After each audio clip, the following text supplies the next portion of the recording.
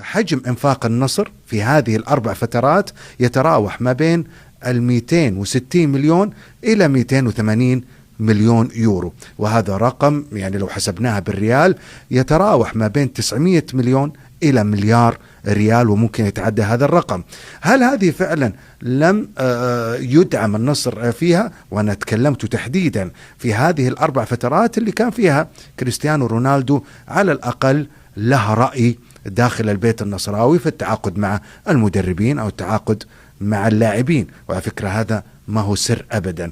أصبح الآن في ضغط على موضوع أنه لماذا لم يدعم هذا النادي ولماذا لم يدعم هذا النادي. خلينا مثلا نأخذ نادي النصر في الصيف الماضي، في صيف 2025 اللي تعاقد فيها مع كومان، ونتكلم على جواو فيليكس ومارتينيز وبعض اللاعبين، سواء في صفقات انتقال حر أو حتى في صفقات في شراء قيمة عقود لبعض اللاعبين.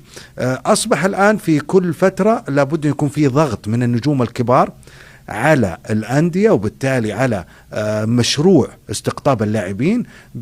لابد التعاقد مع اللاعبين وإلا ستكون لنا ردة فعل. هذا الفكر اللي كان فيه خلينا نقول تساهل من إدارات الأندية مع نجومها في هذا الموضوع، أصبحت هذه النجوم تضغط أكثر في موضوع إما التعاقد مع لاعبين جدد، وإما ستكون في موقف مثل عدم التواجد في المباريات، الغياب عن التمارين، الامتناع عن اللعب مع الفريق، وهذه لها انعكاسات سلبية حتى على الانطباع والصورة الذهنية عن الدوري السعودي.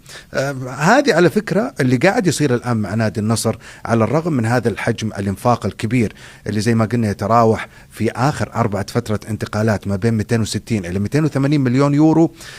ما هو بس النصر يعيش هذه الفترة أو يضعنا في الصورة في هذه الفترة بنفس الطريقة وبهذه الصيغة وبهذا الأسلوب.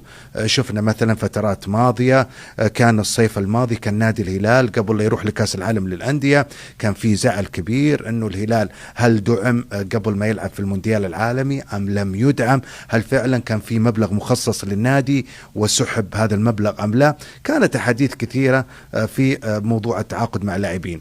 أيضا نتكلم في فترات سابقة كان نادي الاتحاد وكان الضغط على الإدارة والضغط على برنامج الاستقطاب في التعاقد مع اللاعبين وتغيير لا يقل عن 4-5 لاعبين، نتكلم على الأجانب حتى في هذا الموضوع.